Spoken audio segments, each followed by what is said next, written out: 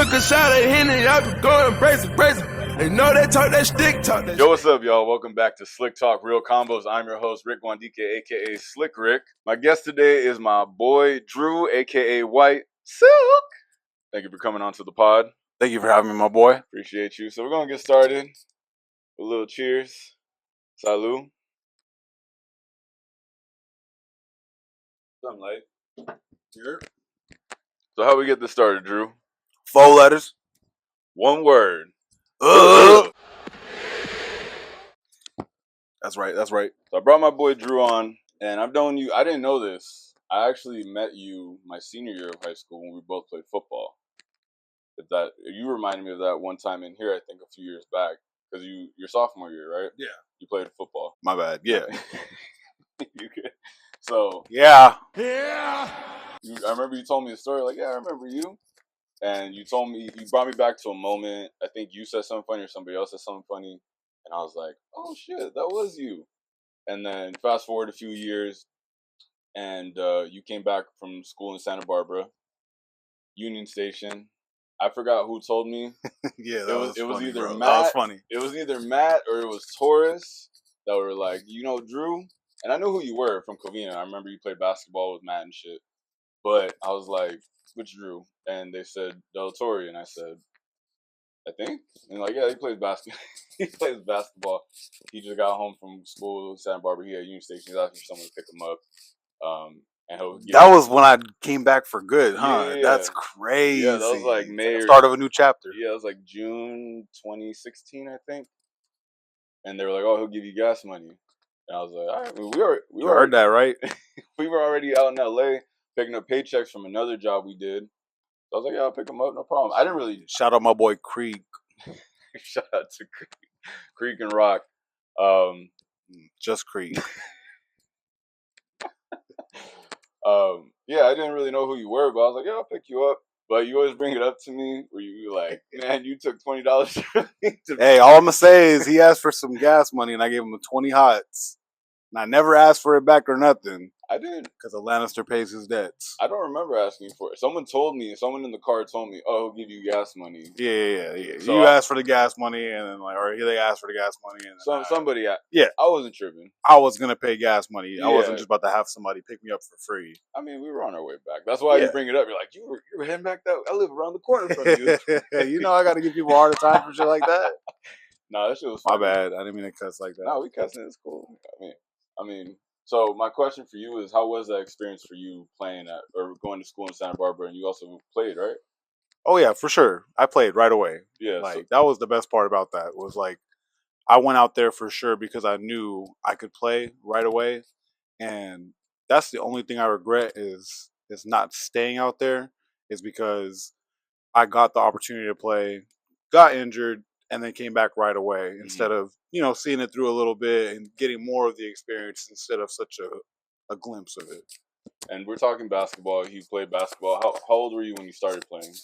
I was actually like 14 because right. I probably started my 8th grade year like officially playing. My first time ever like an organized team was for Treywick, and it was pretty cool. I mean, I barely played. I tell my kids all the time, all I did was a jump ball, and I won that bitch every time. And I'll run up and down like 3 times, and I got subbed out, but I was like the coolest teammate because I didn't care. I went hard at practice. I was learning as much as I could, and I had like good teammates in front of me, so I knew my role. I knew I wasn't supposed to be the guy then, but then I went home. I wanted to play more, so I went home and practiced. That's what's up. And then you ended up playing all 4 years at Covina. Yep, played all 4 years. So I actually have only been playing basketball for about 10, 15 years of my life, bro. That's crazy because I remember when we did open runs at Covina after I graduated, and I see you were good. Like, you were smooth that's why I call you White Silk. You were smooth, great in the post defense, also post work. You had a mid-range jumper, all that. So the fact that I didn't even know this. I'm learning things too. I didn't know you started playing basketball at just 14, and the fact that you made it to play college ball, because the percentages of people who play high school to college are very, very small, far few and in between. So the fact that you made out for you like like a Covina version of Joel Embiid who picked up a basketball at like 16 and made. And I played center. I know. 6'2", was in armpits. People were so tall playing in junior college. Oh, they were man. 7 feet tall, Oh, and I yeah. would 3/4 them. And you got to learn that 3/4, man, because if you can do it right, they're not going to throw them that ball. If you're small, even if you're there, you throw the ball low, it's a steal, man. Yeah. You just got to know what you're doing. And I knew I was at a disadvantage experience wise, so I was learning as much as I could on my off time. And basketball IQ will take you a lot farther than athleticism can in the long run if you will actually learn the game the right way. I for sure believe that because I've been big most of my life, but I didn't really start playing ball myself recreationally. I haven't played organized basketball since like 8th grade, but and I sucked. But playing like through high school, pick up games at the park, at the gym, whatever. I wasn't the fastest dude, so I had to learn how to be smart or crafty, whatever.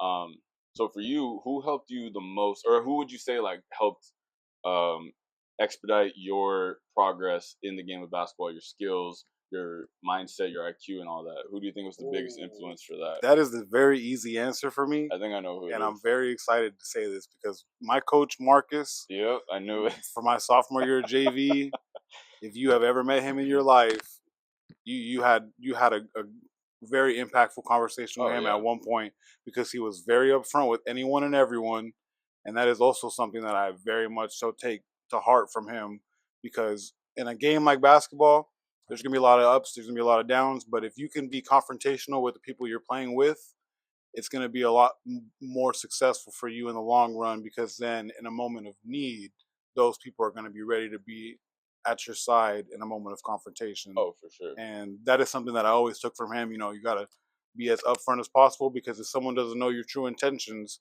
then they're going to be looking out for their own. Mm-hmm. That's good. Open communication with your teammates, full transparency, one goal for the team, like not just playing individually. Shout out to Coach Marcus, aka Coach Robe. I could probably still play a full game of fives because of the conditioning my sophomore year of high school. 17s every day, no water breaks. Best shape I've ever been in my life. And he's about it. And you've been playing pickup with him at the park all the time. The open runs at Covina, like you see it from him. Like he's just, and he's quiet about it. Like he ain't loud about it. He just does his job. He does it well, and his IQ for the game is insane. He does like I might want to get him on this podcast. I haven't seen him in like 3.5 years. But Marcus, if you see this, shout out to you, man. Appreciate you. You're always cool as hell. The GOAT. Speaking of inspirations, you are the only Dallas Mavericks fan that I know very well. So how did you become a fan of the Mavericks? When did you start watching basketball? So there's a two-parter to that, but it's basically one answer. I didn't really start watching basketball in general until about my 8th grade year of high school. You got to edit this. All right. I didn't actually start watching basketball until like my 8th grade year of middle school, around the time I started to play basketball. And all I ever knew really was that the Lakers were great and Kobe was the best player to ever walk the planet. Just undoubtable, right?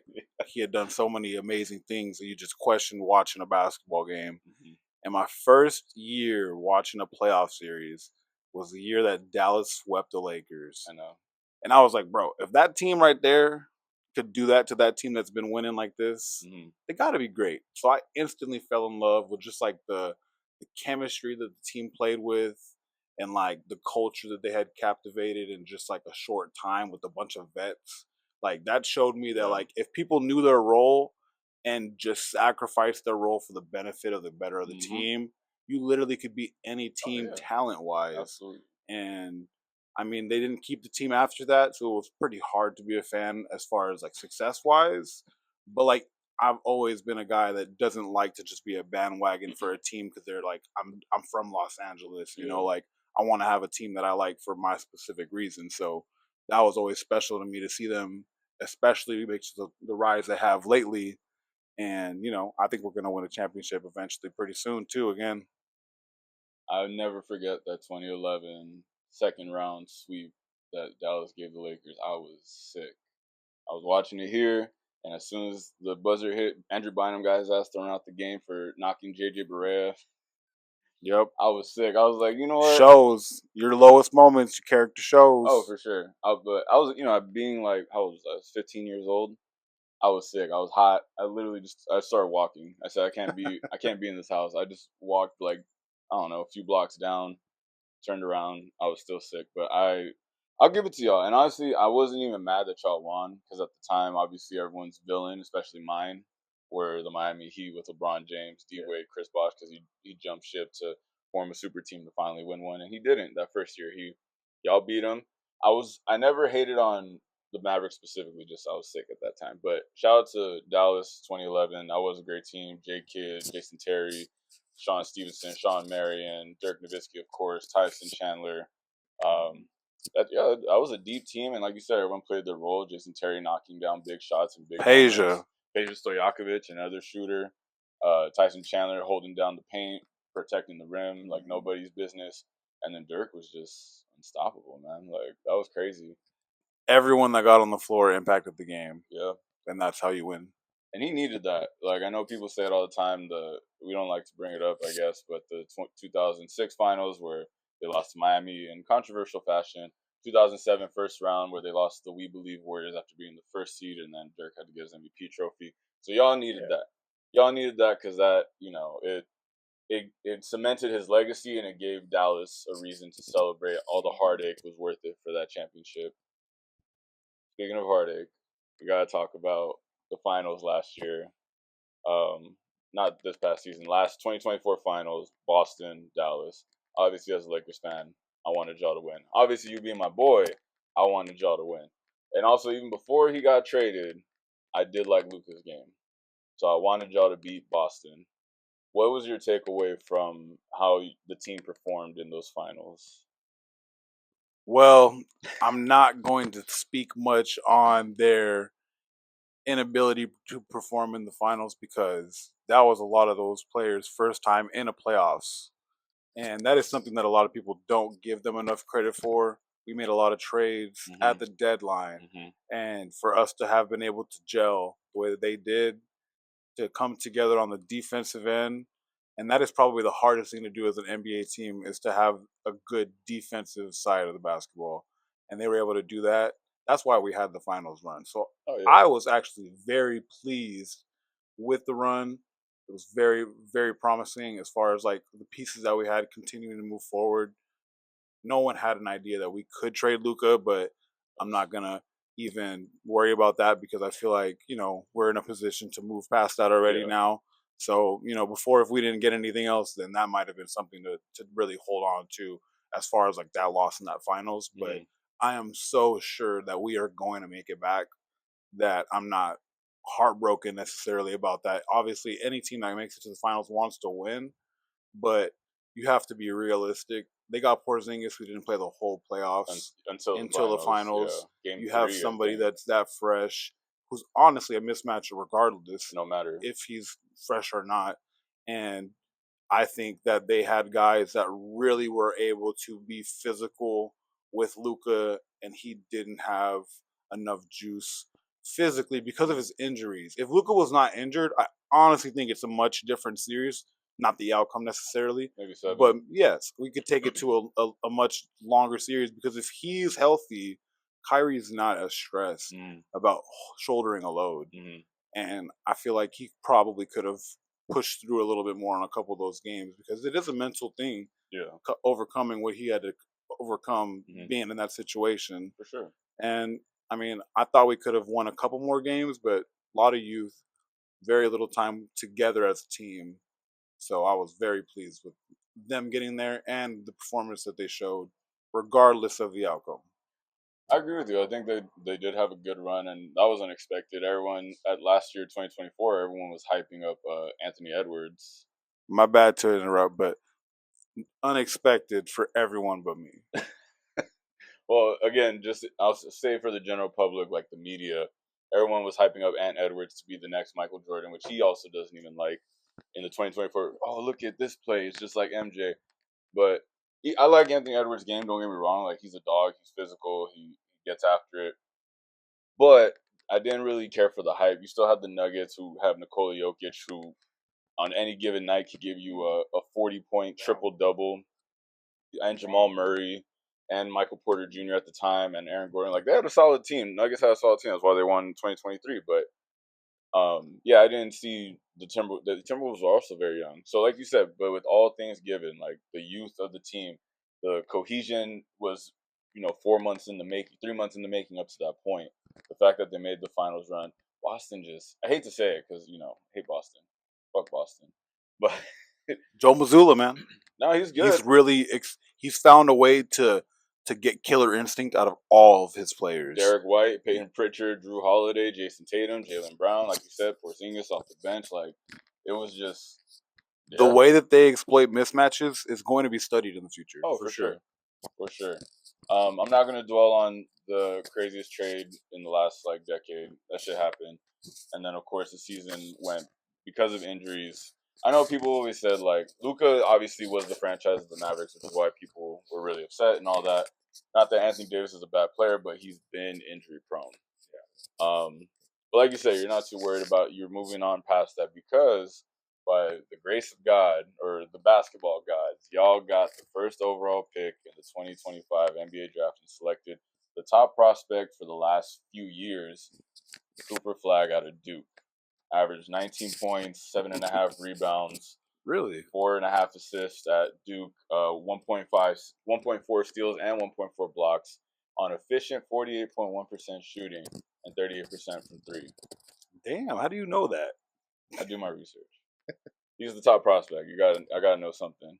He didn't have the greatest showing in his 2 games in the summer league, but again, he hadn't really played. He played professional basketball actually last year for the Team USA select team for the Olympics, and he was the only high school kid. Also, keep in mind this dude's still 18. He reclassed up to get out of high school and college earlier. He's gonna be 19, I think, in September, and he will never have to play like that again. Because he is going to have such great talent around him. He's not going to have to force shots. No. And he was out there to prove a point. He wanted to show people he could score. Yeah. And he still scored. He averaged 20 points in summer league, I think 5 rebounds, a few assists. Not efficient shooting, but like you said, once everyone's healthy, Kyrie would help him out. Excuse me. Anthony Davis, if he's healthy, defensively will help him out. But Cooper Flag is a dog.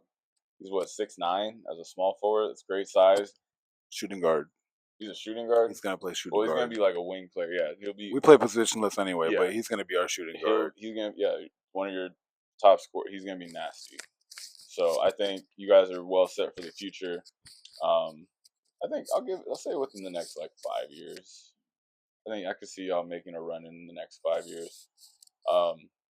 But you've shifted now from your playing career to coaching, and you've been coaching since you came back from Santa Barbara, correct? Mm-hmm. And you also coached high school volleyball. I think middle school volleyball. No, okay, but you. Well, I've helped a little bit. A little bit. Middle school basketball. Yes. Yeah. Yes. And middle school flag football. High school tennis. High school. Oh yeah, you did do tennis. High school track and field. Yes, I do remember that. Yeah. Out of all those, well versed. Yeah. In all my crafts. All the sports. Which is your favorite to coach? That's a good question, honestly. I mean, I love basketball because it gives me an opportunity to really put my X's and O's to a test and really challenge myself. But one thing about basketball is you really can't determine the outcome all the time because you can't determine everyone's effort. Mm. And if you're a good coach, then you can get the kids to display effort. Oh yeah. And that's something that I like. As challenging wise, I love basketball as far as enjoying that opportunity to get that challenge to coach. But in terms of enjoyment, actually enjoying the atmosphere, I would say track has probably been my favorite thing to coach, just because it's a lot more down to earth, mm-hmm. a lot less stressful, and it's a lot more predetermined work. If whatever we've done pre-hand is not enough for that event, it's a lot more of just how we can still make use of the day with what the opportunities that we have left. Because really, it's only a couple jumps for my personally. I'm just coaching high jump, so that's another thing that I like too. It's just a single based event, and it's not like I'm Taurus where I'm the head coach and I have to worry about every single event, making sure things are really filled into place. So I really just have to make sure my people are there. They get prepared before their event. They perform in their event. And if they're having struggles during the event, just try to counsel them during it. And, just the biggest thing for me is making sure my athletes have a clear conscience and they're trying to perform with the positive mindset. Because if you're being negative out there and you're having negative self-talk, you're probably going to meet a negative result. And then you're just going to continue that cycle when you go home. And it's better to just put your best foot forward mentality-wise, and whatever outcome you get, you're probably going to do better off if you have a good mentality. I say that all the time, man. Again, not being the most skilled or athletic person most of my life, that in my mind, I'm confident, at least in what I am good at. Like you said, you know your role, you play your role. So no matter which team I'm on, I don't care who's on the other side, I'm confident. Like you said, track is more individual. And it's, like you said, predetermined in the sense of, like, we know what this, for high jump, we know what your max is. We know how high the bar can be before you start knocking it over, touching it, whatever. Do you have a favorite moment of your coaching career, like a proudest moment or something that really sticks out? 100%. And it's not like success based or anything like that. It's just giving a kid an opportunity that they probably would not have if they had a different coach in that setting. And I got to do this 2 years, actually. I had a kid named Alfred on my team.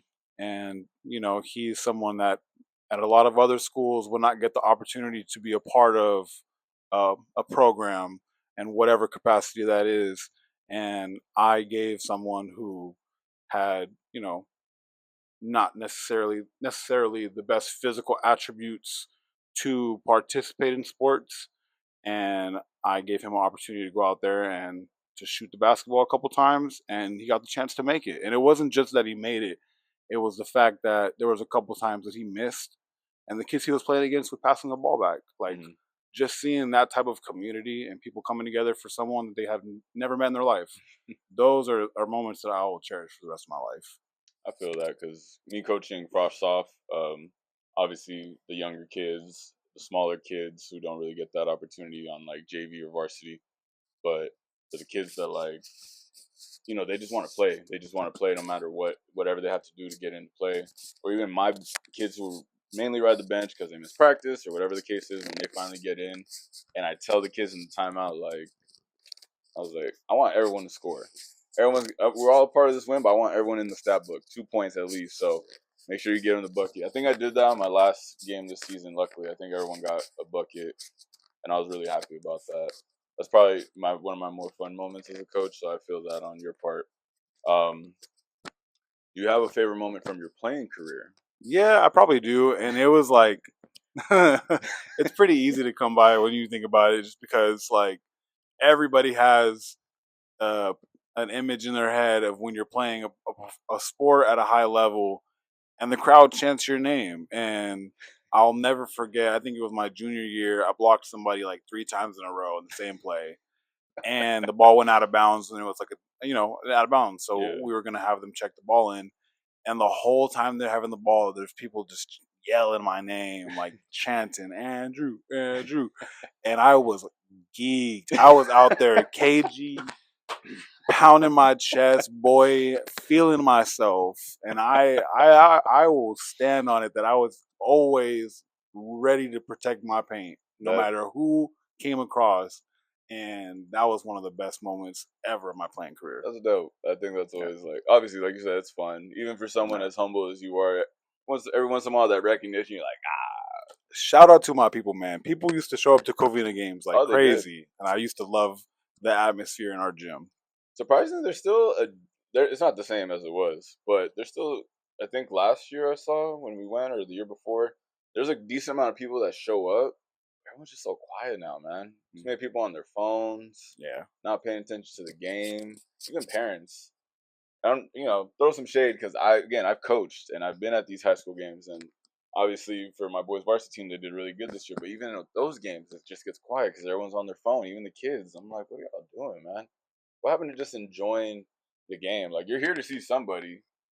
Like, I don't know. That just seems like a waste of time to me. It's probably just everybody's issue today with like instant gratification. No one wants to see something fulfilled like that, especially if it's taking a long time and maybe things are going pretty like back and forth or whatever. Like people get bored of stuff. So if it's not something that's really gonna, captivate them, I guess they're not gonna stay tuned too long. And I'm not gonna say I'm innocent in it. Obviously, that coach, so I can't be on the bench like on my phone. But being an announcer behind the scores table, whatever, I will go. I'll touch my phone during dead balls or timeouts or in between quarters, whatever. Sometimes my buddy, shout out to Mark, the guy who do the scoreboard. If there was like a football game or basketball game or whatever, big game on that night, he'll have it on his phone. So, but we both have to pay attention to the game. So aside from that, I don't like to touch my phone during the game unless there's text going on because there's plans being made for right after the game, whatever the case is.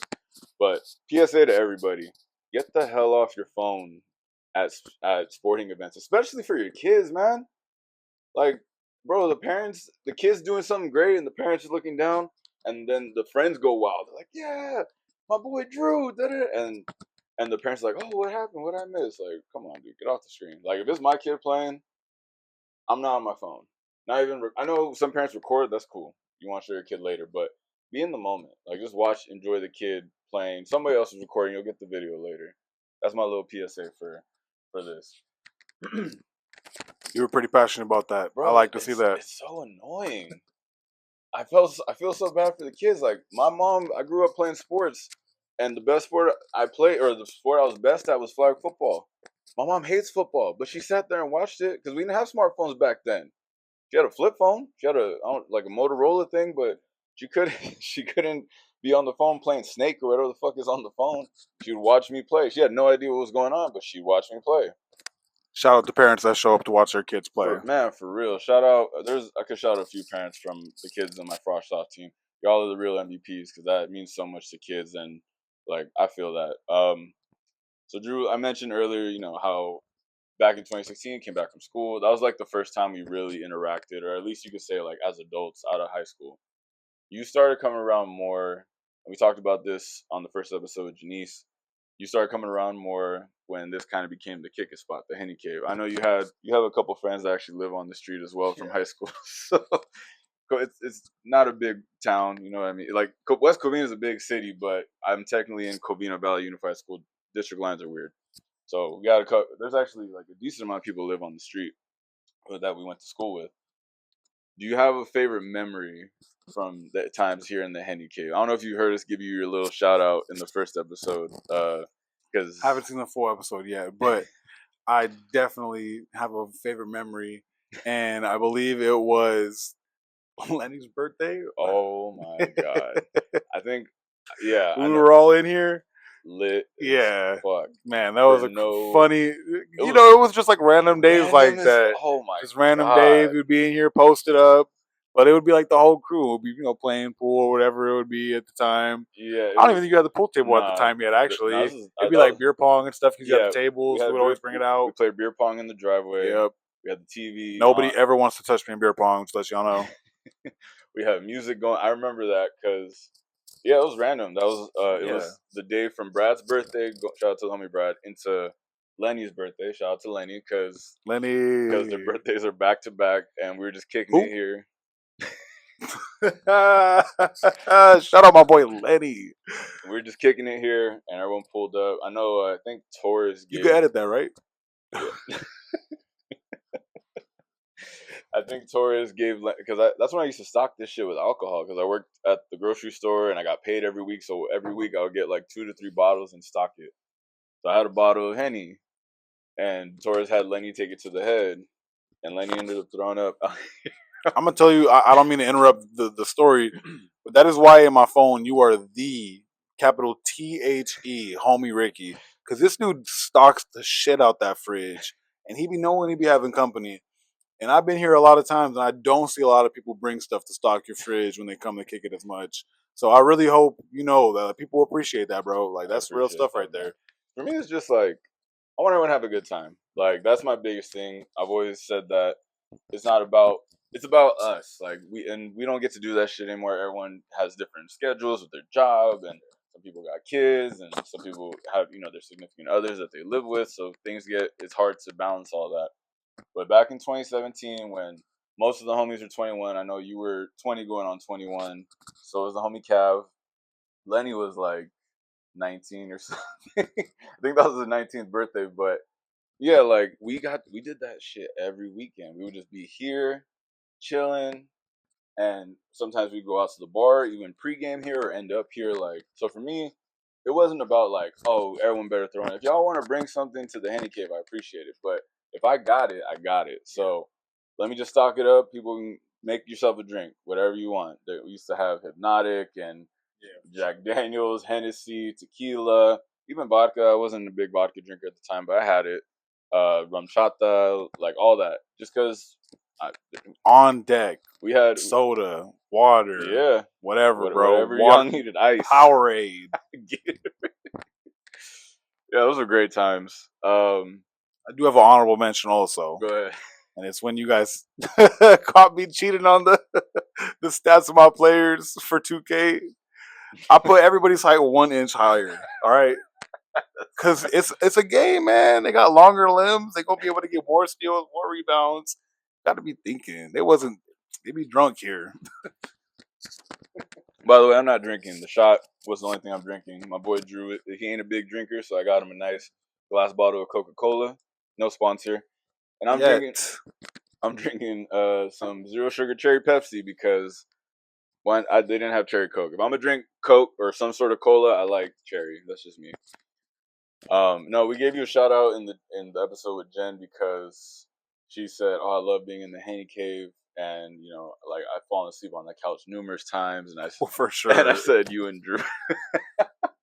That thing is dangerous. I think her friend Julia, they came over the other day and they sat on my couch, and Julia said, "You have the most comfortable couches." I said, "That's crazy." I mean, don't get me wrong, I love my couches; they are comfortable, but I feel like I've been to other people's houses. And I'm like, "Yo, that shit is nice." Like, but whatever. I appreciate the compliments.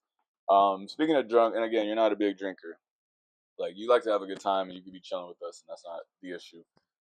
The funny thing about you not being a big drinker is me personally, I don't have any like burnt or funny stories about you when we go out, except one.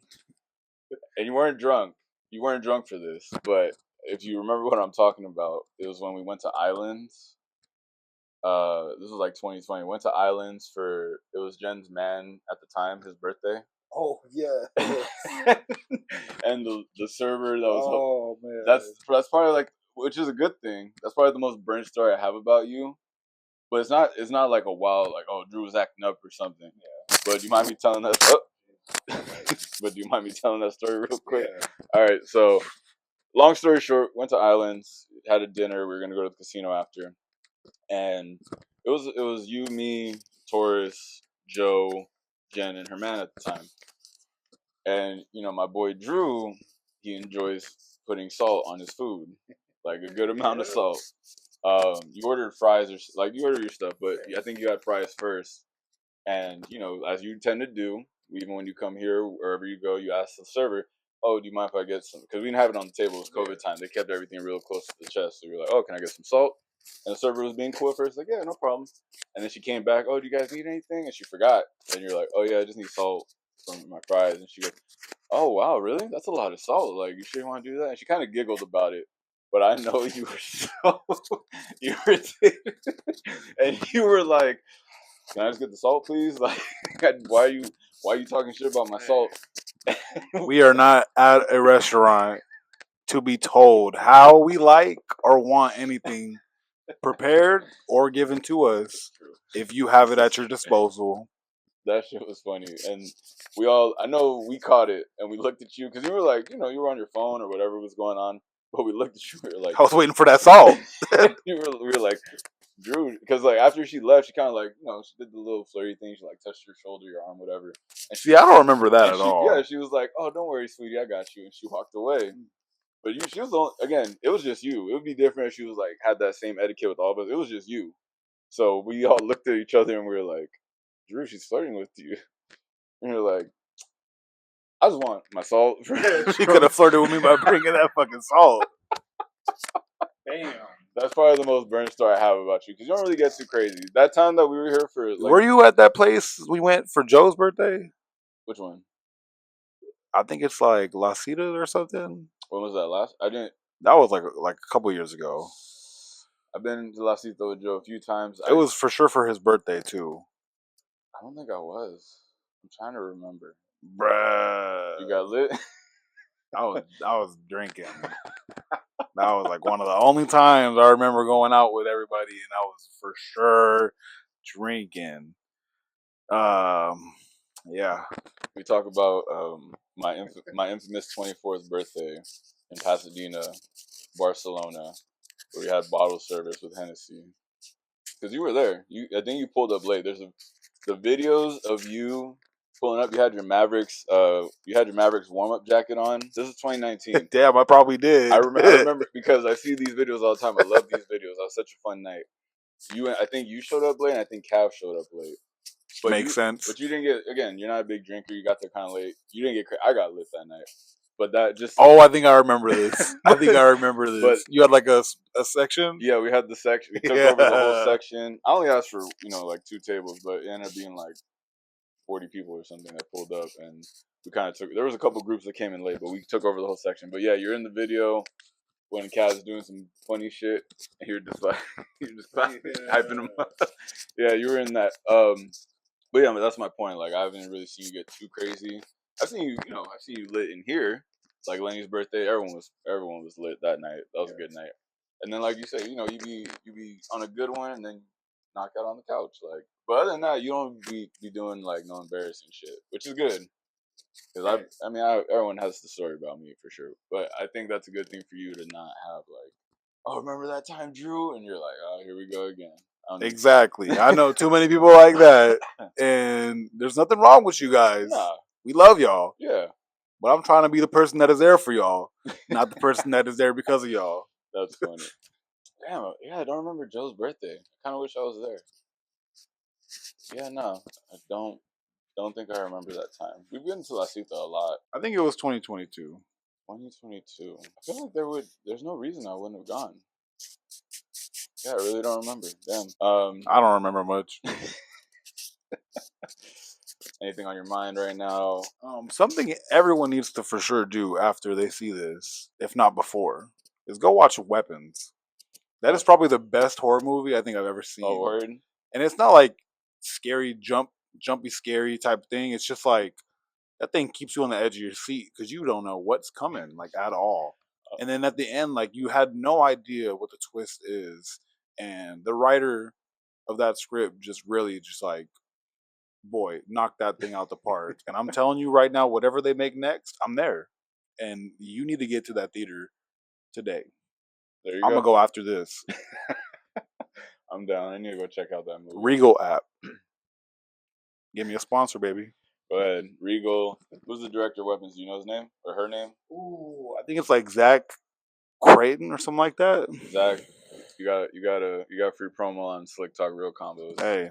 You made a big time. I'm telling you, man, that movie, banger. And I know bangers. Yeah, you're a big movie guy. I know that for sure. Off that recommendation, I'll go watch Weapons. Y'all should go watch Weapons. Yeah.